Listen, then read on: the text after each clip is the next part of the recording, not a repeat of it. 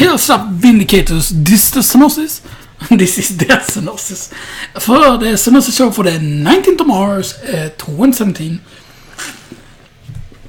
Today we're not going to go over Hearthstone cards, since I did it pretty well in the description on the last two clips, or on the first clip, and then I did some extra into the comment section as well. And I also went over one of the cards that I had missed as well. Yes, I did that. So today, what we wanted to talk about is my Demon Hunter. So yesterday I decided to level up my Demon Hunter finally from 107 to... was it 107? I think I had gotten it up to 107, up to 110 basically, pretty much. So I did the last of the leveling, and I have a screenshot here which says my total time here after reaching 110. I took 1 day, which is 24 hours, plus 1 hour, so it's 25 hours basically. 54 minutes, 4 seconds, but you can remove 12 seconds from that because it took me a while to put in the played time. And the quest I was doing a few of the quests in High Mountain at that point. I had finished all the zones except High Mountain, and I was only at the very, very start of High Mountain. I think I had just finished the quest for the river main, like for the first tribe, the water focused tribe. That was the only one that I done, so I had only completed one of the chapters in High Mountain, and I had all the other chapters left, which was pretty decent. I mean, I was leveling as tank the whole way, Vengeance the whole way, but I did also go and pick up the Havoc weapons as well once I got, like what I always do with the characters when I level them up is I go for getting all the artifact weapons and stuff that, because yeah. But leveling as Vengeance isn't really the best thing, and you have to keep in mind this was my first Demon Hunter. Like I have a Demon Hunter of each race. I have a female Night Elf Demon Hunter, I have a male Night Elf Demon Hunter, I have a Blood Elf female Demon Hunter, and I have a Blood Elf male Demon Hunter. All of them are on different servers, however, so yeah. So that's pretty great, Because the thing is, I consider Demon Hunters to be not only a new class, but also a new sub-race. Because here's the thing, the way sub-races would work, or like people don't think there are any sub-races in the game, but theoretically, Demon Hunters are sub-races. Let me explain here, so right.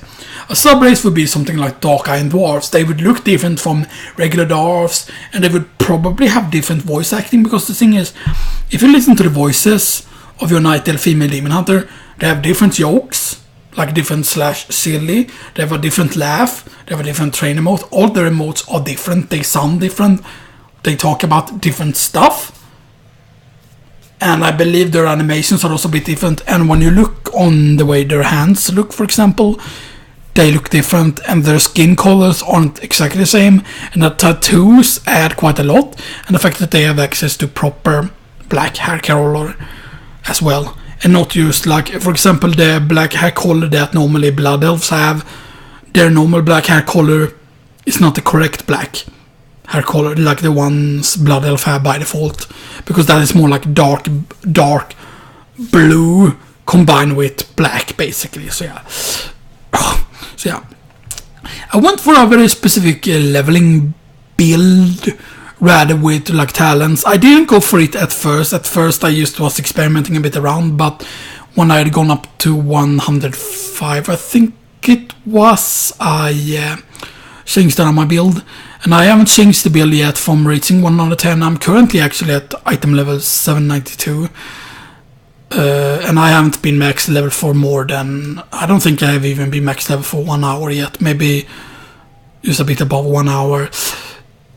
I still haven't done any world quest or anything, but I know that it is possible to level up quite, or to gear up very, very quickly once you reach max level. Because the thing is, the artifact weapon, I've already gotten it up to or I cannot see it here, but my item level on my artifact weapon is 798. But I believe I'm 14 points into the weapon already, because the highest artifact knowledge books that you can buy, because artifact knowledge now, the maximum is 25. So you're able to buy up to artifact knowledge 20, but then you need to research the other ones. So I've already gotten 2 parts of their class set. So I upgraded the first part from 810 to 830 that I have done. Of course, I will need to get, I believe it's revered. Yeah, revered with and the Nightfallen rep to be able to get the last upgraded, which allows them to upgrade the pieces to 840. But of course, once the new patch comes out 7.2, I believe you can upgrade the set to 850 or maybe to 870 even. I kind of wish they would make your class set relevant. Consider the amount of garrison resources you have, or the amount of resources you need to spend on it, the overall resources. Because the thing is, like, sure, the set often doesn't have the optimal stats, but why couldn't they just make the set a viable set? Because the thing is, sure, you might say, oh, it's easy to get the set. Sure, the set should be easy to get, but then if you make the last upgrade cost a bunch of overall resources, like a lot of overall resources, then it can feel like a goal that you can be working towards. Like, maybe it will take a long time to reach that amount of overall resources. Maybe you need to use a shit ton of your Blood of Sargeras and turn them into garrison resources, and then maybe you need to do that on several characters, just to send to one character just to upgrade that set, you know,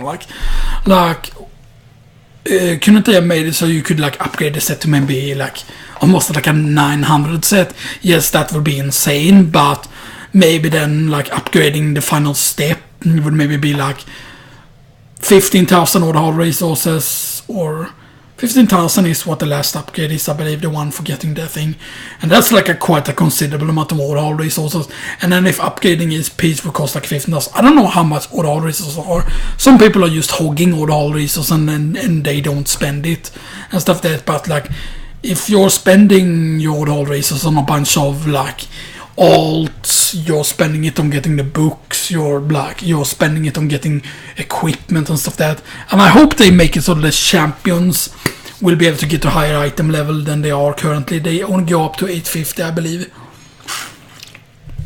Maybe it's only 850 it is, yeah. Because the thing is, like, now I've gotten like those good equipment upgrades, like the purple one, which increases like item level of your followers or your champions, I mean, by 15 or something like that, which is quite insane. Well, I'm just gonna go over the beer here, the beer. I'm gonna go over my beer. This is my beer here. It's called Prostoysknivna, or I don't know how to pronounce Russian. Hello, Sagoy. I know that's Russian. But anyway, I'm using the helm, the class overall, and I'm also using the belt. The belt, by the way, requires you to get 100,000 artifact power. Yeah, artifact power, right? That's what it's called. Yeah, artifact power. And you get it really, really quickly when you have like boosted up your artifact knowledge to 20, because then, like, for example, you can do like a world quest, or I think I did one or not a world quest, but the quest you do in Suramar, one of the early quests there, they give you like, what the fuck is it, like 13,000 artifact power or something like that, or like maybe it's even more than that, you know, and stuff that, and it's like insane, like, because the thing is like on my main character, for example, one of the last quests that you do gives you like a really, really big amount of artifact power, and I was at the maximum artifact knowledge then of 25 at that point. But imagine on a new art, for example, imagine once the new patch comes out and you have reached the new artifact knowledge maximum, which I believe is 40 or 50 or something like that, then you're going to be able to get like several millions of like thing from doing the Suramar quest lines. Because one of the last thing I believe gave me like 300,000 artifact power on my main, basically. It's about pins, and of course this is not my main, but I'm using the A30 helm and Mordecai Abyss, the Blood Tins Amulet, which is for my quest, I believe, 789, my shoulders are Torregnier Storaki shoulder guards, 779. Cloak of the Evelyn Keeper, item level 800 cloak, which you get in the Surma quest line, which was with the 800 cloak. I got an 800 item level tunic, the Saldrasil tunic, which I've talked about, I believe, on my old videos that I did, because the best questing area to start with is Valshara. Because once you get the Tears of Elune, I believe it's the final part of it. Once you've gotten the Tears of Elune, you go into Dalaran, and then from finishing the quest there, you get an item level 800 chest piece from doing that, which is pretty insane. You have to also keep in mind that on this character as well, I did like all the quests in all the areas, except I didn't even start Thunder Totem, or like I did start Time Out, but I only got done with one of the chapters and I reached max level. Sure, I did all the artifact or the hard quests that I could, and I did some of the profession quests, but I didn't do any dungeons at all. And the thing is, the dungeons, some of them give you a pretty decent amount of artifact power, so waiting with doing the dungeons, even the normal mode dungeons, until you're like max level is really hella good to do, you know. Then the Vriz, I managed to get really lucky and get Mavan's Shifting Vriz Scars, which is randomly dropped from a mob at a pretty low level, because it's item level 835. Like this, like item level 835 things, like the purple ones, there are of course like 850 ones and higher, and they only like require level 101. And like if you get things like I've seen Bellular's gaming's videos on how you can make like a twink, but like it costs a shit ton of cash. So like, sure, if you buy like enough Wolf tokens, if you buy 2 Wolf tokens, then you will be able to twink a character. But it depends on how extreme you want to go. Like if you're playing as a tank, for example, with decent enough AoE, then you can probably level pretty quickly with just 835 gear or 830 gear, basically pretty much. And there are some blue gear pieces that you can craft also. They're Obliterum pieces, I believe, like the standard blue ones that you can craft, which is like 815 or whatever it is, which you can upgrade with Obliterum, you know, which is pretty decent. But yeah, something like this I believe would normally sell on like the auction house for probably like, I believe you buy like each piece or whatever one, you'd make a twink for like 30,000-40,000 gold or something like that. So yeah, so I mean, like I could have earned a lot of gold from selling that piece, but I rather wanted to use it, you know. And I have some 70-75 grips here, dog stitch grips for the hands. For the belt is the belt of Shattered Abyss, which that is not even upgraded. That starts at item level 840 basically, the belt, the class or belt. And I believe 840 is the maximum you can upgrade a piece to. But it's only the shoulders that will actually be 850 from the class set.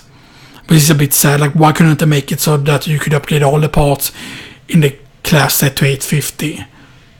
Like with the final upgrade instead to 840. Because it doesn't make any sense that one piece is 840 already, and then like there's only one piece that's 850. Like, why couldn't all pieces be upgraded to 850? Like, didn't make any sense. But of course it changes in the new patch, you know. Runesword Greaves, which is 79 Greaves. Again, quest items, like all of these are basically quest items. Or some of them are actually drops that I managed to get, I believe. Yeah, also has boosted the Fire Flash. Item level 780, which is a green, like level 101 drop. Yeah, 101 with 780 in stats, yeah. So there are some pretty decent drops you can get if you get lucky and stuff like that. Then I have a ring, Bloodbeard Seal, 773 ring. Tender Yarta Loop, 759 ring. Then we have a trinket here, Armor Ghouls Bug Spray, which managed to roll blue, which is 785. And then Alpha's Paw, which is a drop from one of their rare mobs for 755 item level, which calls Vogues to your side, which are pretty decent. They do pretty decent damage. Anyway, I'm gonna see you all in